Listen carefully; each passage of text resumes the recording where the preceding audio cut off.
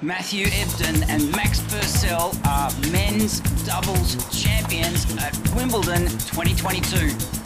G'day and welcome to this Australian Open Live. We tell stories and our story is tennis, and coming up after the break is we're going to go through the journey to the final, journey to being Wimbledon champions. These guys had to play 3 rounds, 2 finals before they got to the final. How did they do it? Don't go away. We'll be right back and we'll tell you exactly how they did it.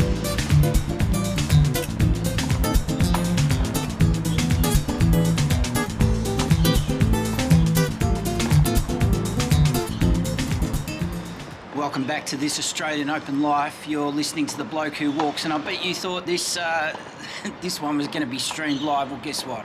So did we. We won't go into that for the moment. We tried to iron out the bugs and it looks like we've got to get in the exterminator. But anyway,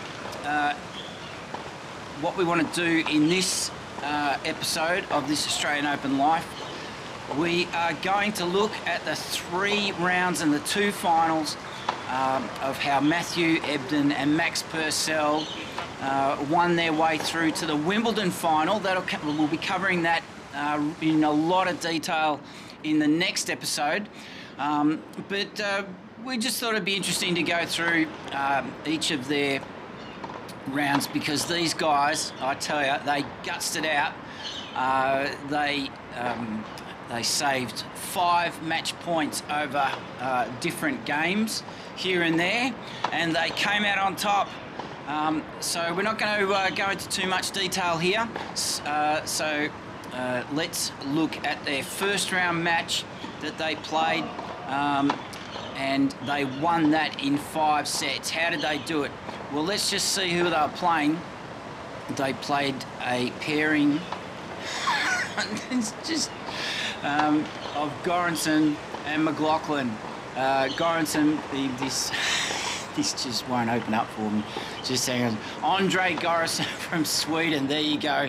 And isn't it good to see the Swedish players back around the traps here? So Göransson, he's 28 years old. His doubles ranking is 97. His partner from Japan. Don't see many McLaughlins hailing from Japan, do you? And this bloke's Ben McLaughlin from Japan, and he was born in Queenstown, New Zealand.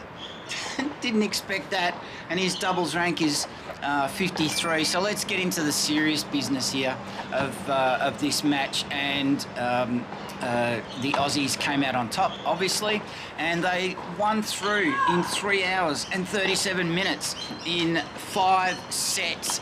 And this was the match that they were down. They were down 2 sets to love, and they were facing 3 match points, these guys, and they still came through. 6-7, 5-7 in the first set, 4-6. The third set, 6-3, 6-4, and then winning 7-6 in the final set, the super tiebreak, 10-8 in 3 hours and 37 minutes. Now they were just about beaten in all in all statistics categories here. Göransson McLaughlin cleaned them up with the aces, 15-9. They hit 10 more winners than the Aussies. They won more points, 164 to 160. And Ebden and Purcell, second serve points won. They won 67%, whereas 59 for the other pairing. But this is my favourite stat. If you've been listening to this Australian Open Life, we've made quite a niche for ourselves out of this stat. Break points won. 67% of break points won, the Aussies. Where Göransson and McLaughlin only won 1 of 6 of their break points faced, 17%, and you could say, let's say, that's exactly where they won it. So they won through. They saved a three match points after the second round were Purcell and Ebden. Their confidence would have been going great guns. Now, Matt Ebden, I haven't done my research to see what he did in the singles, but we know he was playing. But Max Purcell, they were both in the singles. What am I talking about? We did a preview of the both of them. So that in the second round, they were facing the pairing of Joran Vliegen from Belgium.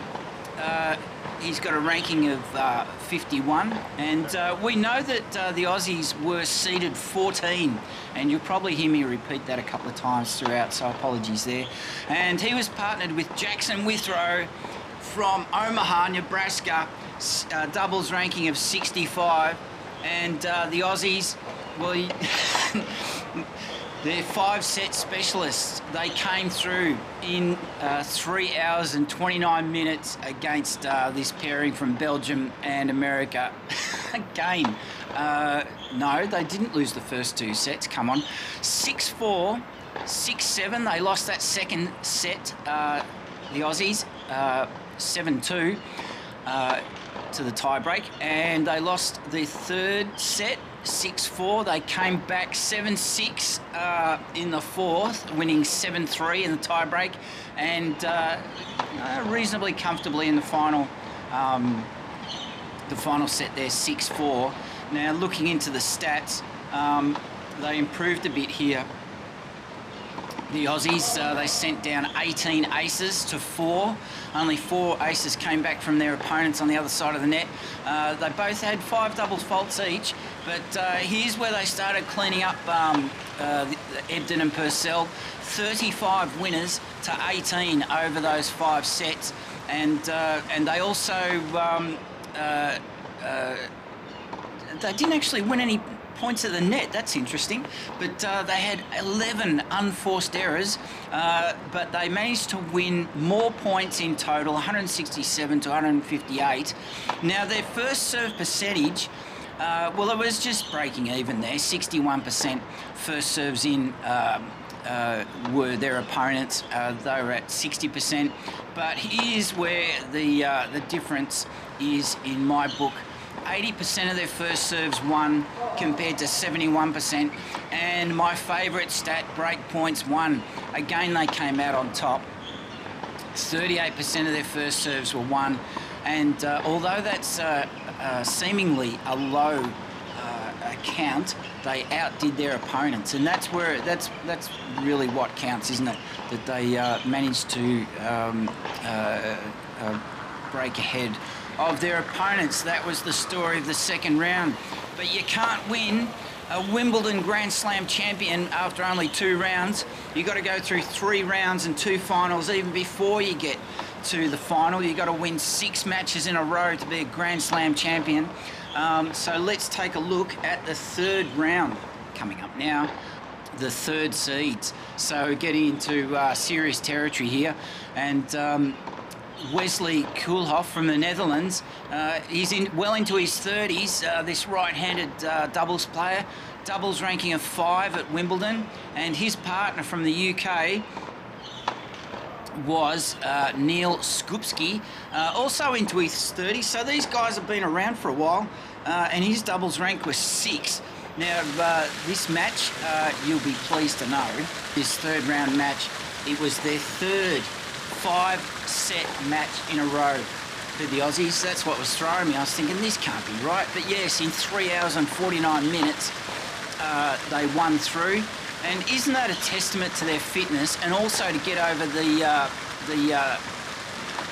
blokes that were seeded way above them, because in the first 2 rounds their opponents weren't seeded. But the number 3 seeds from the Netherlands and the UK, Koolhof and Skupski, and the Aussies got through, and they won 7-5, 6-4, 3-6, 4-6, and they got up in the final 5th set there of this third round match, 7-5. So they would have been well pleased with that. But you would think, even though it was a 5-set match, none of these sets went to a tie-break. So perhaps they were starting to get their groove, and that's the first 3 rounds covered. So we're going to take a short break to give your ears a rest. I've been bashing them mercilessly with all this umming and ahhing. Don't go away, we'll be right back.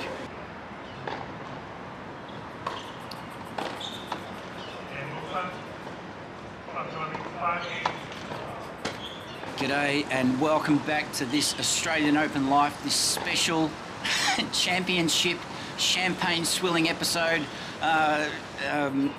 looking at the journey Matthew Ebden and Max Purcell took on their way through to the Wimbledon final. Yes, they're Wimbledon champions. There's no spoilers here.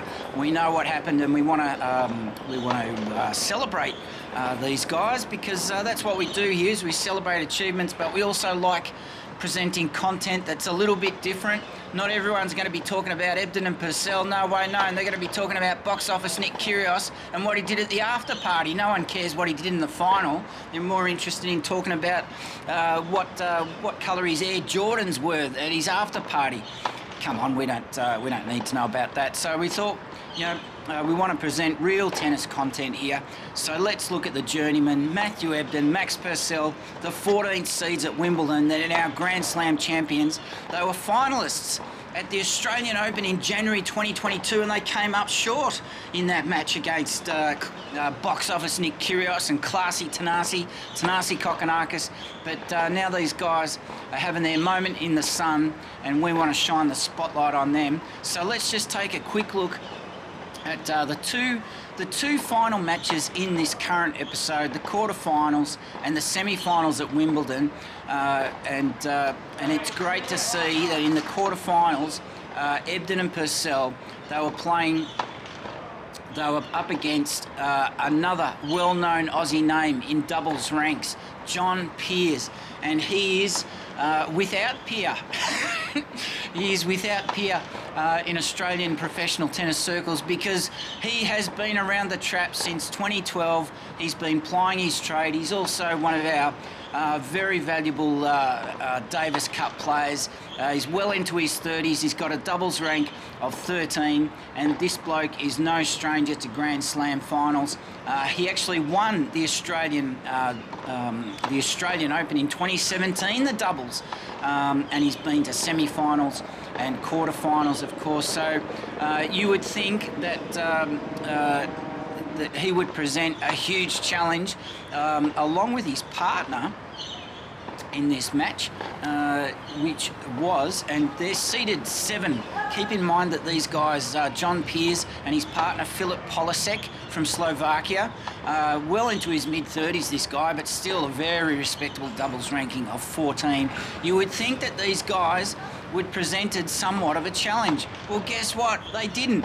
Ebden and Purcell ran over them in 3 sets, 6-4, 6-4, 6-2. Can you believe that? Well, John Peers must have been having an off day at the office.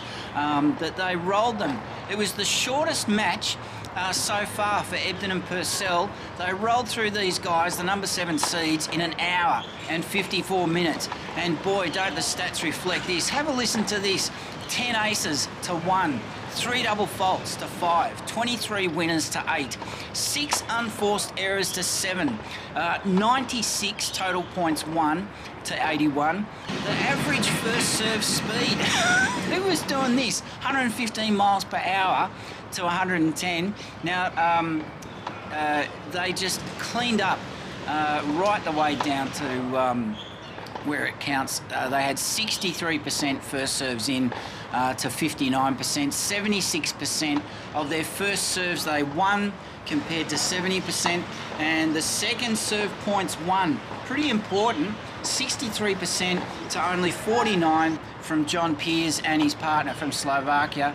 And break points won, my favourite stat, 44% of their break points face they won, whereas Peers and the Slovakian, they didn't win a single one. That cupboard is bare.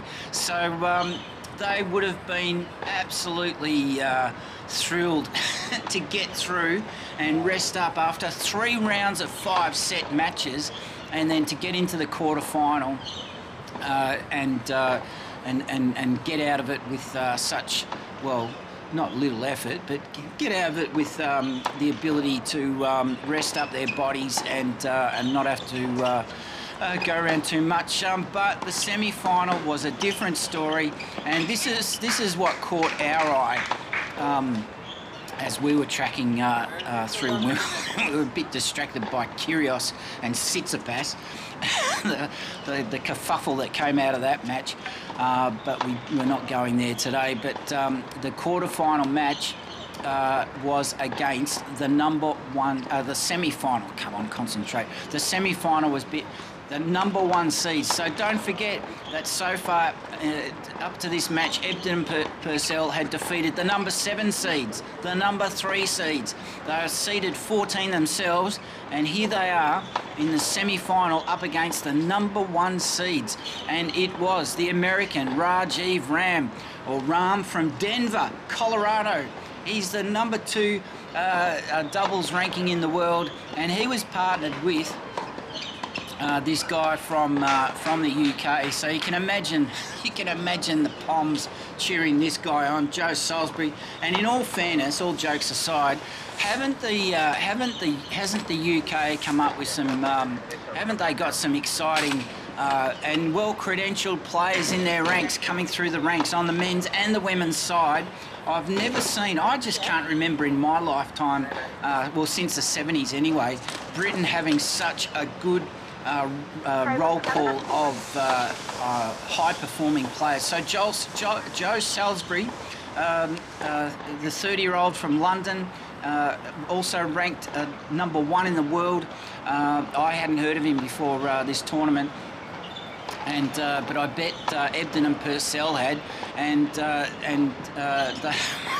they won't be forgetting him for a time to come, because this semi-final, it was another 5-setter. Can you believe it?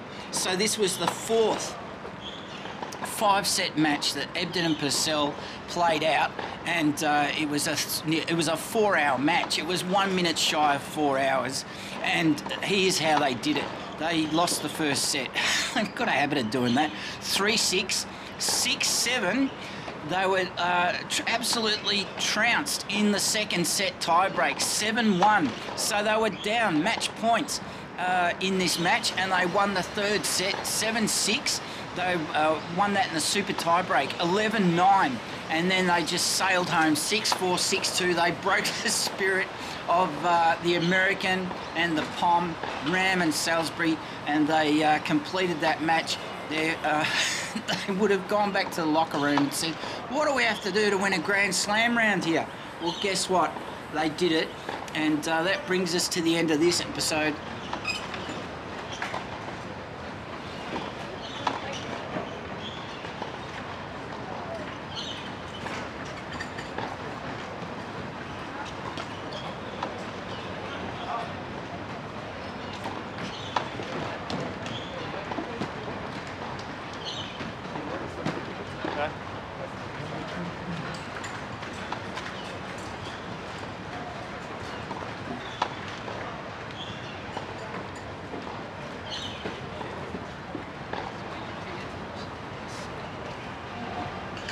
And we're going to tell you all about the final.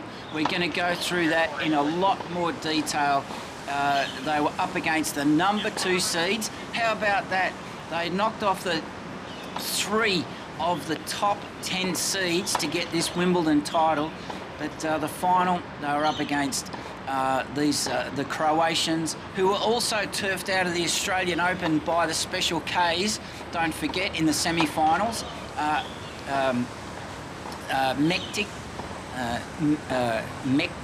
and Pavić, these guys from Croatia, and I'll just do them the courtesy of their full names. Nikola Mektić. Now, one of these guys had a broken right hand going into this match, and he could not. Mate Pavić, I think it was Mektić actually, had a broken right hand going into this match, that he could not play his double-handed backhand, and he could not play any points at the net double-handed, and we'll tell that story in the next episode. So I hope you enjoyed that. Look, all this information is available publicly in the domain, but let's face it, who wants to spend and waste all their time trawling through endless streams of apps and websites? No, let us do all the hard work for you, because that's why we're here. Because you were wanting to concentrate on the live action, no doubt, and like all of us caught up in the excitement of Nick Kyrgios making his first ever Grand Slam final, and that's a whole other story that we're going to leave for other people to tell at the moment. So please like and subscribe to this Australian Open Life. We really appreciate you dropping by to take in this episode, and we hope you might recommend it or share it amongst your friends. Share it on the socials, any socials that you've got. And coming back in the next episode, we're going to present the final of Matthew Ebden and Max Purcell up against the Croatian pairing, and we're going to find out and just review exactly how they did it to become Grand Slam champions. Matthew Ebden, it's his second Grand Slam title. He's already a mixed doubles champion. Max Purcell, a well-deserved debut Grand Slam title. And also, what are your thoughts? Did you enjoy Wimbledon? Do you enjoy the doubles? Because there's often a lot more action in the men's and the women's doubles, and the mixed as well, isn't there? So let us know any feedback on this episode, and we'll wrap it up there. Thanks for listening. Thanks for watching. And don't forget, we've also got a podcast going on the Acast podcast platform. You've been listening to me. I'm the bloke who walks, sometimes known as the bloke who bangs on a bit too long. And we'll see you and chat to you very soon. Bye for now. Hope you enjoyed that very rudimentary summary. I'm not going to pat myself on the back about the quality of this episode. It was really just about bringing together all those names of all those players, and just letting you know that that's where things are at, because you know, we live in a digital age, but it's actually sometimes not that easy to find all this information. And the Christmas New Year's break, I mean, who wants to spend all their time looking at endless streams of apps and websites, and you know, so let us do all the hard work for you. That's what we're here for. And it's so very much appreciated that we're finding out that from most of the viewers, whether it's by comments or likes or subscriptions, that this Australian Open Life is hitting the mark for you. You've been listening to Bloke Who Walks. This was our Wildcards episode of the Spotlight series. Have a great new year. Thanks for listening, and we'll chat to you very soon. Bye for now. Based in Melbourne, Australia, this Australian Open Life is produced by Wise Words Media and Calendly Films.